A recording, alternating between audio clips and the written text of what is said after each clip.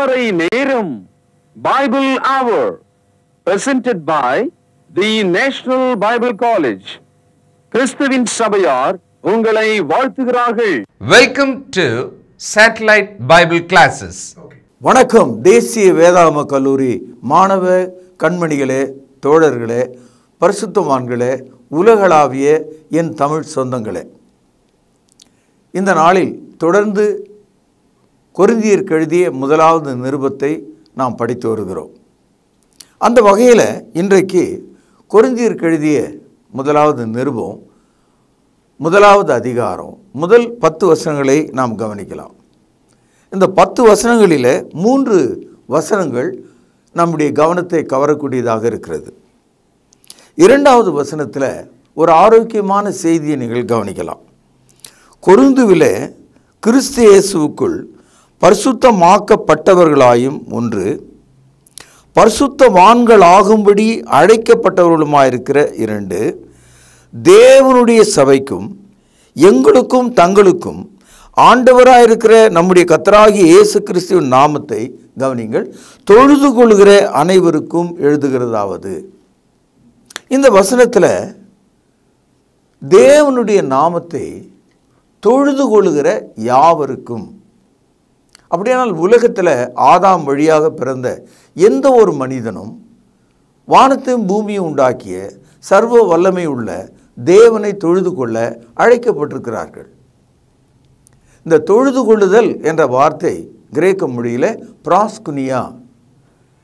தொழுது கொள்ளுதல் என்பது ஒரு விக்கிரக வழிபாடு அல்ல, ஒரு சொரூப வழிபாடு அல்ல, அல்லது ஒரு கொள்கை வழிபாடு அல்ல. தேவன் ஆவியாக இருக்கிறார்.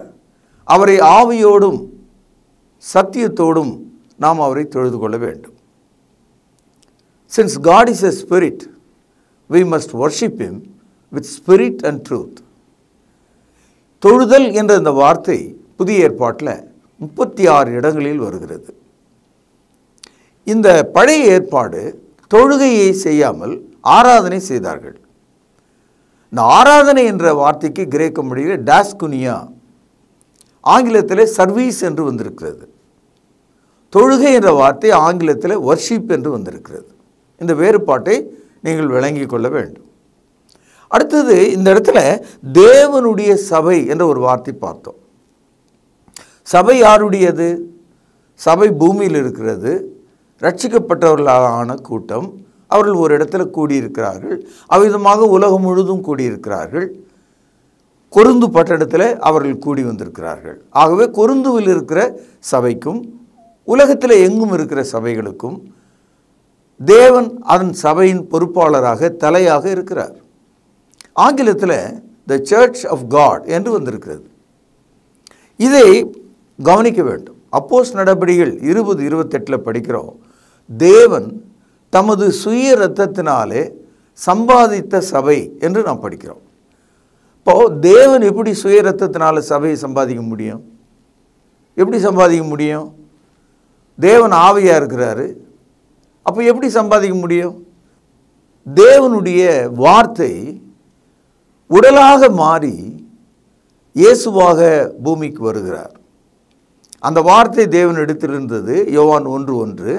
அந்த வார்த்தை மாம்சமானது யோவான் 1:14. அவர்தான் இயேசு கிறிஸ்து. அவர் சிலுவையில் மரித்தார். அவருடைய இரத்தம் சிந்தப்பட்டது.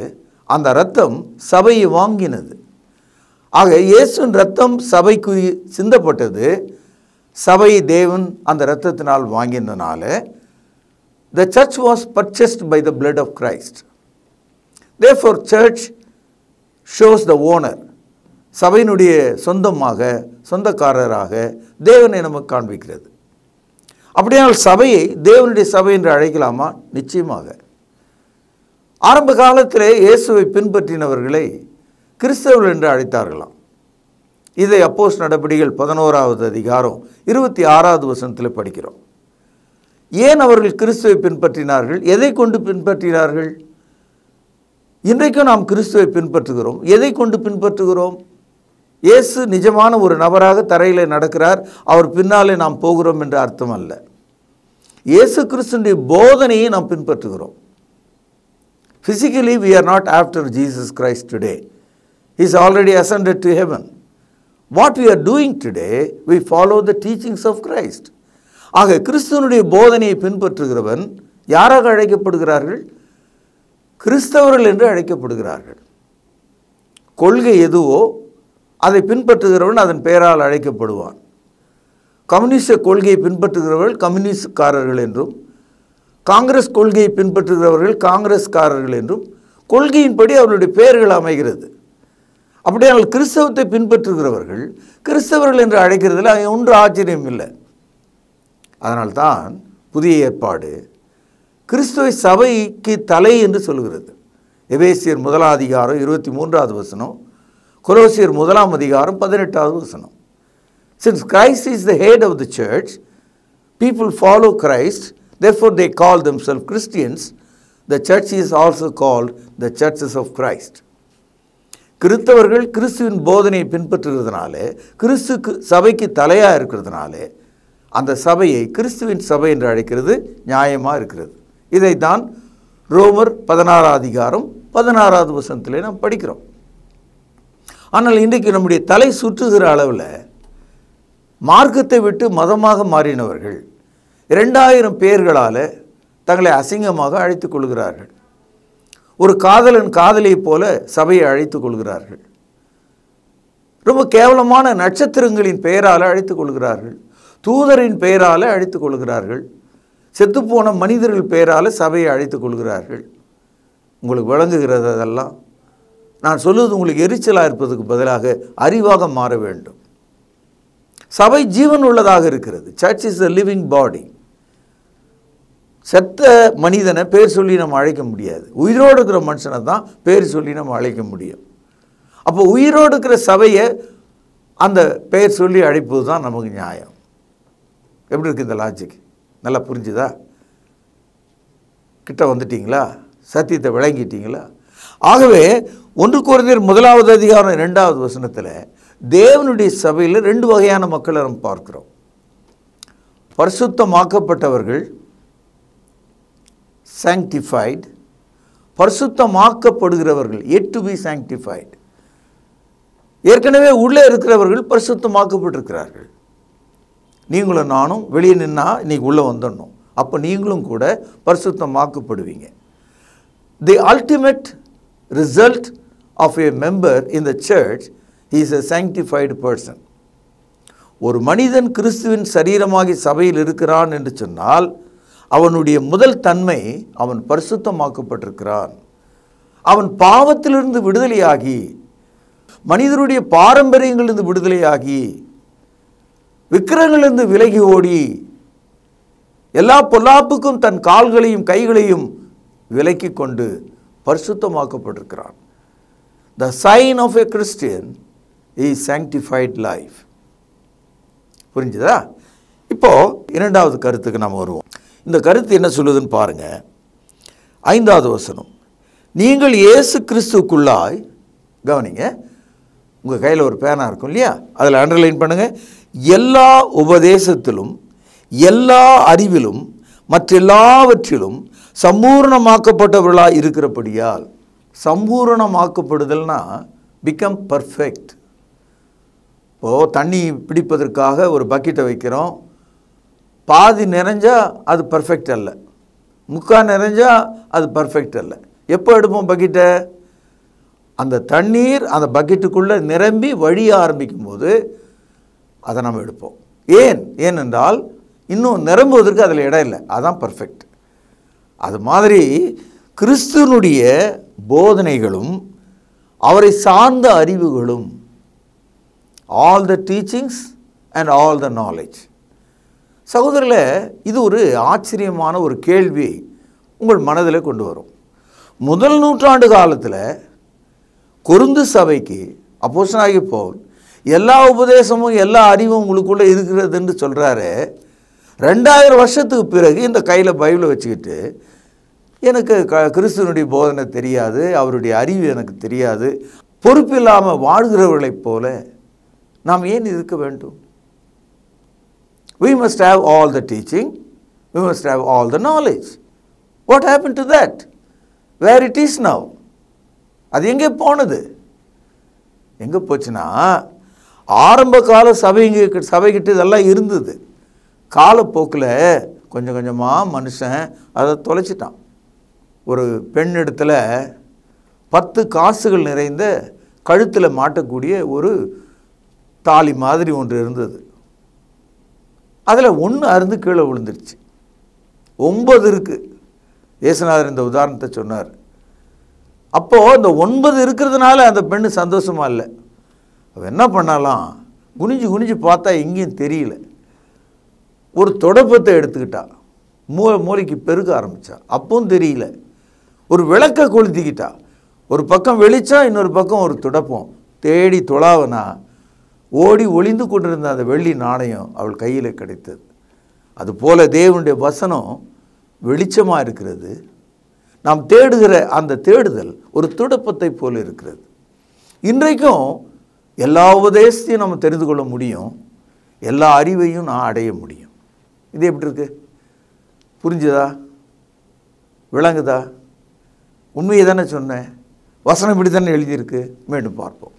நீங்கள் இயேசு கிறிஸ்துக்குள்ளாய் எல்லா உபதேசத்திலும் எல்லா அறிவிலும் மற்றெல்லாவற்றிலும் கவனிங்க, சம்பூர்ணம் உள்ளவர்களாக்கப்பட்டிருக்கிறவரால்படியால். சம்பூர்ணம்னா என்ன அர்த்தம்? குறைவே இல்லாமல், being perfect in all things. Christianity teaches a perfect religion. சம்பூர்ணமான மார்க்கத்தை நமக்கு கிறிஸ்தவம் காண்பிக்கிறது. இன்றைக்கு நாம் பார்க்க போகிற 3வது தகவல் 9வது வசனத்தில் பார்க்கிறோம். தம்முடைய குமாரனும் நம்முடைய கர்த்தருமாக இருக்கிற இயேசு கிறிஸ்துவுடனே, கவனிங்க, ஐக்கியமாயிருப்பதற்கு உங்களை அழைத்த தேவன் உண்மை உள்ளவர். அவருடைய தகுதிகள். அதே போல தேவனுக்கு அநேக நற்குணங்கள் இருக்கிறது. அதில் ஒன்று, அவர் பரிசுத்தமாக இருக்கிறார், நீதியாக இருக்கிறார், அன்புள்ளவராக இருக்கிறார். அதே போல அவர் உண்மையுள்ளவராக இருக்கிறார். இந்த இடத்துல ஆங்கிலத்தில் காட் இஸ் ட்ரூத்ஃபுல்.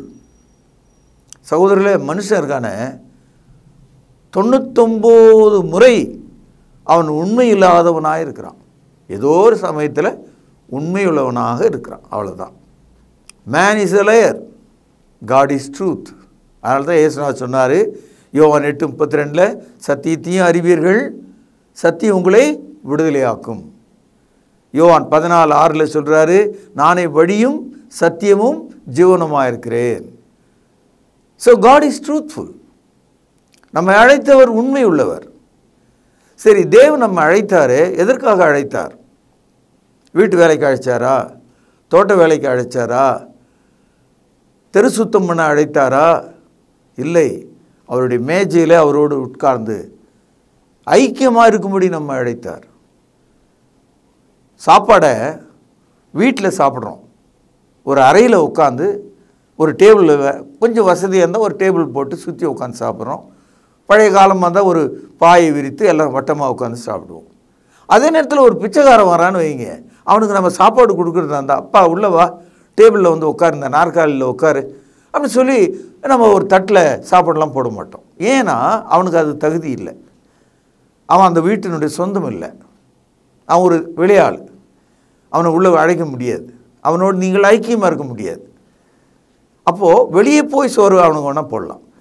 ஐக்கியம் எது என்று சொன்னால் ஓனர்ஷிப், அந்த வீட்டுக்குள்ளே சேர்ற நிலை. 3வது, ஐக்கியம் என்பது ஒரு சேர்ந்து உணவு அருந்துகிற ஒரு காட்சியை போன்றது. இங்கே என்ன சொல்கிறாரு? தேவன் நம்மை ஐக்கியமாக இருப்பதற்கு அழைத்திருக்கிறார். இந்த ஐக்கியம் என்ற வார்த்தை கிரேக்க மொழியில் கொய்னோனியா. கொய்னோனியாவை எப்படி நான் சொல்கிறது? எனக்கு ஒன்றும் புரியல. ஆனால் நம்ம ஊரில் ரொம்ப மோசமான ஒரு உதாரணம் வேணால் சொல்கிறேன். பழைய கால தாத்தா பாட்டிங்க பாருங்கள், கையில் ஒரு வெத்தலை எடுத்து ரொம்ப லபாகமாக அதில் கொஞ்சம் சுண்ணாம்பு தடவி அதில் கொஞ்சம் பாக்கு வச்சு அழகாக மடித்து அதை அப்படியே கொண்டு போய் வாய்க்குள்ளே வச்சு கடித்து அதை குதப்பி அதுக்கு பிறகு பார்த்திங்கன்னா அவங்க வாய் முழுக்க சிவப்பாக இருக்கும். வெளியே இருந்த பச்சை நிற வெற்றிலை சிவப்பு நிறமாக மாறி வாய் முழுக்க அழகாக உதழ் வழியாக தெரிகிறது. இது ஒரு உதாரணத்துக்கு தான் சொன்னேன். அப்படியாவது நீங்கள் விளங்கிக்குவீங்க. ஐக்கியம்னா என்ன அர்த்தம்னா தொட்டும் தொடாமல் ஓடுற வாழ்க்கை இல்லை, சேர்ந்து விடுகிற வாழ்க்கை, நிறம் மாறுகிற வாழ்க்கை, உணர்வும் மாறுகிற வாழ்க்கை. வெளியே இருந்த வெள்ளையாகவும் பச்சையாகவும் மர நிறத்தில் இருந்த அந்த 3 பொருட்கள் அவனுடைய வாய்க்குள்ளே சேரும்போது இரத்த நிறத்தில் அது மாறுவதைப் போல அவனுடைய உடலிலே, அவனுடைய வாயிலே, அவனுடைய உதட்டிலே அந்த மகிழ்ச்சியின் நிறம் காணப்படுவது போல ஐக்கியம் என்பது ஒன்றிணைதல், ஒன்றாக உண்ணுதல், உள்ளே சென்று வாழுதல், எல்லா எண்ணங்களிலும் ஒன்றாயிருத்தல், மகிழ்ச்சியிலே கொண்டாட்டம் கொள்ளுதல். வெளிப்படுத்தலை வாசிக்கிறோம், இதோ வாசற்படியிலே நின்று கதவை தட்டுகிறேன், ஒருவன் என் சத்தத்தை கேட்டு அவன் கதவை திறந்தால் நான் அவனோடு கூட போஜனம் பண்ணுவேன். That is what fellowship. ஆனால் இன்றைக்கு கிறிஸ்தவம் இப்படியா இருக்கிறது?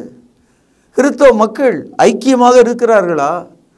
அரசியலுக்கு போகிற மக்களைப் போல, அரசியலுக்காக போகிற ஒரு கூட்டத்தைப் போல சபைக்கு மக்கள் போகிறார்கள். மந்திரவாதிகள் பின்னால் போகிறவர்களைப் போல அற்புதங்களை செய்வர்கள் பின்னால் போகிறார்கள். எல்லா காணிக்கைகளையும் போட்டு ஏழைகளாக திரும்பி வருகிறார்கள். வீட்டில் ஐக்கியம்னா அந்த சாப்பாடு எல்லாருக்குமே தான், அந்த தண்ணீர் எல்லாருக்குமே தான், அந்த வீட்டின் சுகம் எல்லாருக்குமே தான், அந்த வீட்டின் நிழல் எல்லாருக்குமே தான், அந்த வீட்டின் பாதுகாப்பு அந்த வீட்டில் இருக்கிற அத்தனை பேருக்கும் உண்டு. இல்லை இல்லை எனக்கு மட்டும் உங்களுக்கெல்லாம் கிடையாதுன்னா அது ஐக்கியம் கிடையாது. So fellowship has to given to every member in the family. That's what the Bible says. கிறிஸ்துவுக்குள் நாம் ஐக்கியமாக இருப்பதற்கு அழைக்கப்பட்டிருக்கிறோம். This is what all about Christianity. இந்த ஒரு கிறிஸ்தவத்தை இன்றைக்கு கிறிஸ்தவ மார்க்கம் எழுந்துவிட்டு சபைகள் ஒரு சங்கங்களைப் போல, சங்கம்னா உங்களுக்கு தெரியல, இன்ஸ்டிடியூஷன்ஸ், சங்குன்னு சொல்லுவாங்க. சங்கம்னா ஒரு தலைவர், செக்ரட்டரி மாதம் ஒரு முறை கூடி என்ன நடக்குது, என்ன பண்ணுது, எப்போ சண்டை போடலாம், எப்போ போராட்டம் பண்ணலாம் அப்படி பேசுகிறவங்க. அது இல்லை, ஐக்கியம் கொள்வதற்கு நாம் வந்திருக்கிறோம். அதனால தான் வாரத்தின் முதலாவது நாளில் கிறிஸ்துவனுடைய சரீரத்தை, அவர் சிந்திய ரத்தத்தை எல்லா அங்கத்தினர்களும் ஒன்று சேர்ந்து ஆவிக்குரிய உணவாக ஐக்கியமாக நம்ம எடுத்துக்கொள்கிறோம். ஒன்று சேர்ந்து பாடுகிறோம், ஒன்று சேர்ந்து ஜெபிக்கிறோம், ஒன்று சேர்ந்து கர்த்தருடைய வசனங்களை படிக்கிறோம். இதெல்லாம் ஐக்கியத்தின் அடையாளங்களாக இருக்கிறது. Therefore, a sanctified Christian being called to fellowship with God.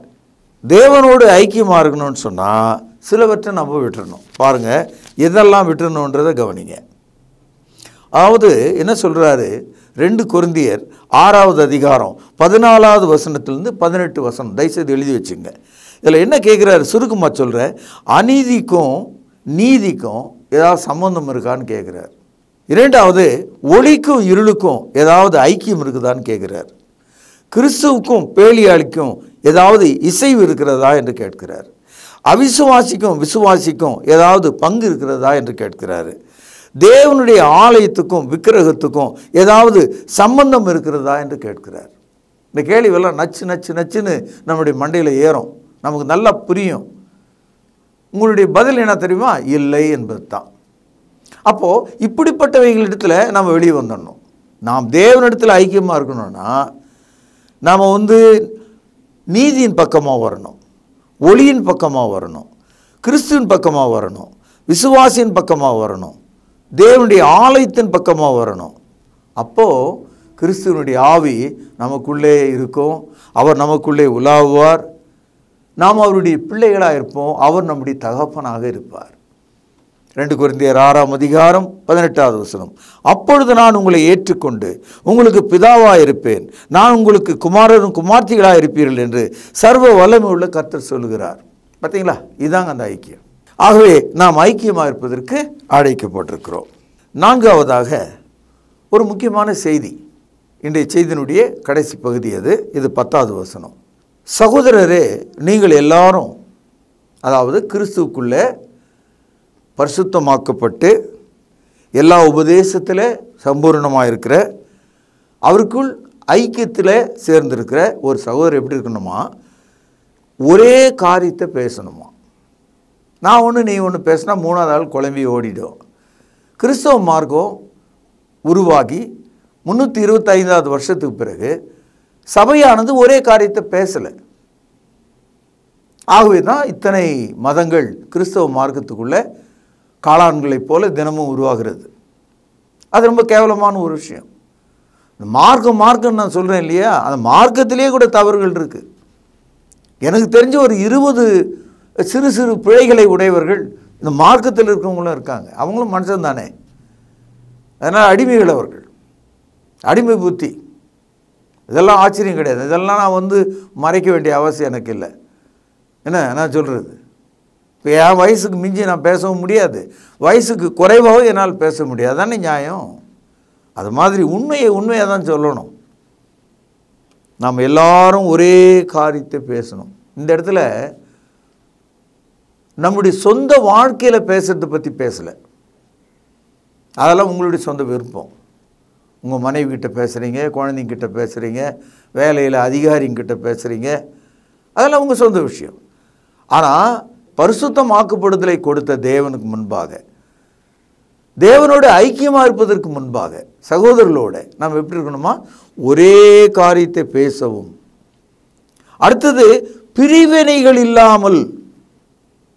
எப்போதும் ஒரு குரூப்பிசம், ஒரு டிவிஷன் கண்டிப்பாக மனுஷங்கிட்ட இருக்கும். 5 விரல்களும் ஒரே மாதிரி இருக்காது.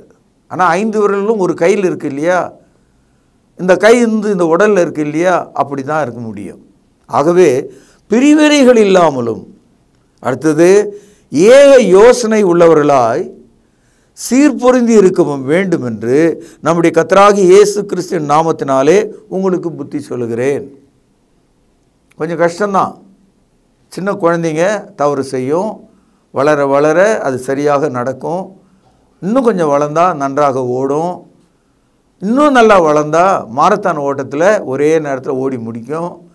வளர்ச்சியை பொறுத்தது வாழ்க்கை, வேகம், ஓட்டம் எல்லாம். அதே மாதிரி நம்ம எல்லாரும் ஒரே காரியத்தை ஒரே நாளில் பேசிட முடியாது. பிரிவினைகள்ன்றது கண்டிப்பாக வரும். பிரச்சனைன்றது ஒன்று வரதான் செய்யும். எல்லாரும் ஒரே மனதோடு இருக்க முடியாது. ஆனால் மெயின்டைன் பண்ணணும்.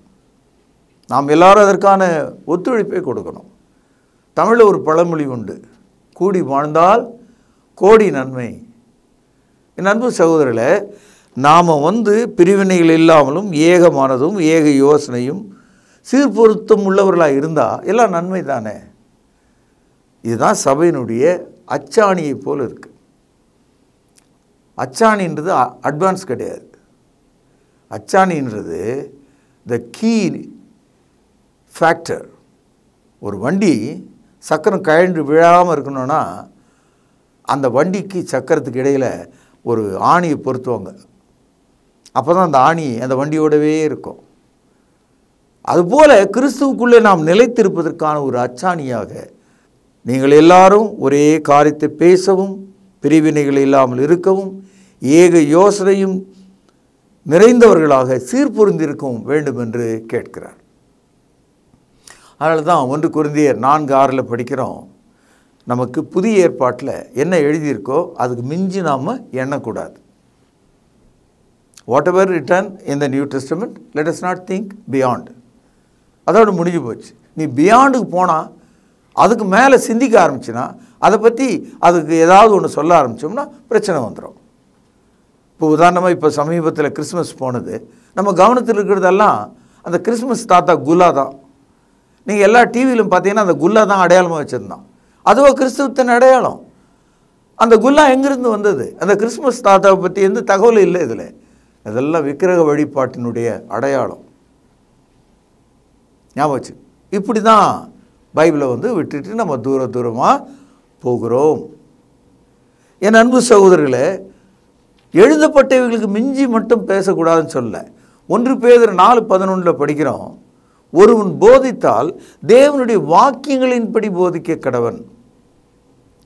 அப்போது நான் உங்களுக்கு எடுத்து சொல்கிறேன், என் இஷ்டத்துக்கு நான் ஏதாவது ஒரு கதை சொன்னால் சரிப்படாது. பைபிள் இருக்கான்னு சொல்லணும். அன்பு மாணவர்களே, பெற்றவர்களே, தமிழ் சொந்தங்களே, நீங்கள் இந்த வான்வழி வகுப்புகளை படிக்கும்போது ஏதோ காதில் கேட்டோம் அப்படின்னு நினைக்கக்கூடாது. அதை எழுதணும். பைபிள் இருக்கான்னு நீங்கள் செக் பண்ணி பார்க்கணும். அடுத்தது விவாதிக்கணும். அதை பற்றி ஆலோசனை பண்ணுங்கள். 4 பேர்கிட்ட பேசுங்க. இந்த மாதிரிலாம் இருக்காமே புதிய ஏற்பாட்டில். உங்கள் சபைகளுக்கு போகிற மக்கள் மத்தியில் பேசுங்க. போதகர்கிட்ட கூப்பிட்டு கேளுங்க, ஏன் இந்த சபை இந்த மாதிரி இருக்குது, ஏன் இந்த போதனையின்படி இல்லை. என் அன்பு சகோதரர்களே, உங்களுக்கு எல்லா உரிமையும் உண்டு. ஜீவனுள்ள ஒரு தேவனை விசுவாசிக்க உங்களுக்கு உரிமை உண்டு. அவருடைய ஐக்கியத்தில் கலந்து கொள்ள உங்களுக்கு உரிமை உண்டு. பிரிவினை இல்லாத போதனையை கைக்கொள்வதற்கு உங்களுக்கு உரிமை உண்டு. நீங்கள் அவரோடு ஐக்கியமாக இருப்பதற்கு உங்களுக்கு உரிமை உண்டு. எப்படி? நல்ல செய்தியா? நல்லா புரிஞ்சுக்கிட்டீங்களா? நாளை நாம் சந்திப்போம். பிரார்த்தனை. மகா பரிசுத்த நிறைந்த அன்பான தகப்பனே, உமது ஆரோக்கியமான நல்ல வார்த்தைகளை நாங்கள் கேட்டோம். அது எங்களுக்கு ரொம்பவும் ஆச்சரியமாக இருக்கிறது. எங்கள் மனதை மிகவும் ஆழமாக உழுகிறதை போல் இருக்கிறது. உமது நல்ல வார்த்தை எங்கள் இருதயங்களில் பதிந்து உமக்கு பிரியமாக வாழ்வதற்கு பேரருளை எங்களுக்கு தாரும். உமது வழி நடத்துதலை எங்களுக்கு தாரும். உமது சத்தியத்தை கற்றுக்கொள்ள நேரங்களையும் காலங்களையும் எங்களுக்கு கட்டளையிடும்.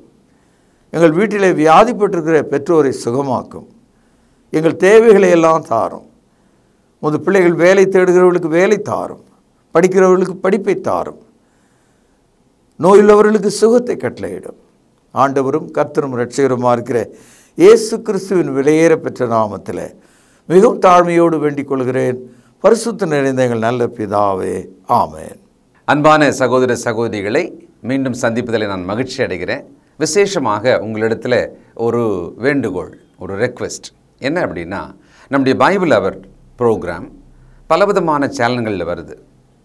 அதோடு கூட ரொம்ப முக்கியமாக இப்பொழுது உங்களிடத்தில் பொதுவாகவே நம்ம திருமறை நேரம் நிகழ்ச்சியில் பணம் கொடுங்க, இந்த நம்பர் பாருங்கள், அனுப்புங்க அப்படின்னு நம்ம கேட்டதே கிடையாது. ஆனால் மிகப்பெரிய ஒரு ரெக்வெஸ்ட்டை, மிகப்பெரிய ஒரு விண்ணப்பத்தை உங்கள் முன்னால் நான் இப்போ வைக்கலான் இருக்கேன். அது என்னென்னா, நம்முடைய பைபிள் அவர் டிவியினுடைய யூடியூப் சேனலை நீங்கள் பார்க்குறீங்க நிறைய பேர். ஒரே ஒரு விஷயம், அதை பிறருக்கு அறிமுகம் செய்யுங்கள். அடுத்தது சப்ஸ்கிரைப் பண்ணுங்கள். இந்த லைக் பண்ணுங்கன்னு நான் சொல்ல மாட்டேன், அக்செப்ட் பண்ணுங்கள். ஏன்னா ட்ரூத் இல்லையா அது, அதை நாம் அக்செப்ட் தானே பண்ணணும் இல்லையா? அடுத்தது அந்த வியூஸ் எவ்வளவு பார்க்குறாங்களோ அவ்வளவு தூரத்துக்கு நாம் அந்த வசன விதைகளை இன்னொருவருக்கு நாம் கொண்டு சென்றதாக இருக்கும். பழைய ஏற்பாட்டு காலத்தில் குஷ்ரோகிகள் எல்லாருமே சாகிற ஒரு தருவாயில் ஊரே இருக்குது, பட்டணமே இருக்குது. இவங்க அந்த கோட்டையினுடைய எல்லைக்கு வந்த உடனே பகைஞரெல்லாம் ஓடி போயிட்டு உணவுப் பொருள்லாம் கிடக்கிறத பார்த்த உடனே, ஆஹா, இந்த நற்செய்தியை நாம் சொல்லாமல் போனால் நமக்கு ஐயோ என்று சொல்லி அவங்க நல்ல செய்தியை கொண்டு போய் ஊரில் சொன்னாங்க. அதுபோல இந்த சுவிசேஷம், இந்த சத்தியம், இந்த கிறிஸ்தவ விழிப்புணர்வு ஒருவர் பேச அதை மற்றவர்களுக்கு அறிமுகம் செய்கிற ஒரு வேலையை, ஒரு அந்திரியாவினுடைய வேலையை அவர் தானே பண்ணார். இயேசுவை கண்டேன், வந்து பாருங்க அப்படின்னார். அதை நீங்கள் செய்யும்படி உங்களை அன்போடு கூட கேட்டுக்கொள்கிறேன். சப்ஸ்கிரைப் பண்ணுங்கள், மற்றவர்களுக்கு ஷேர் பண்ணுங்கள், இந்த ட்ரூத்தை அக்செப்ட் பண்ணுங்கள். மற்றவர்கள் இதை அக்செப்ட் பண்ணுறதுக்கு நீங்கள் ஒரு கருவியாக, உதவியாக இருங்க. நிச்சயம் இது நிமித்தமாக இந்த சுவிசேஷ ஊழியத்தினுடைய பலனில் உங்களுக்கு பங்குண்டு இல்லையா? God bless you. தேவன் உங்களை ஆசீர்வதிப்பாராக. நன்றி. தொடர்பு கொள்ள வேண்டிய முகவரி: திருமறை நேரம், 58 சர்ச் தெரு, குமரன் நகர், சென்னை 6082. செல்போன் 9385500882. கர்த்தாவே, தேவர்களில் உமக்குப்பானவர் யார்? வானத்திலும் பூமியிலும் உமக்குப்பானவர் யார்?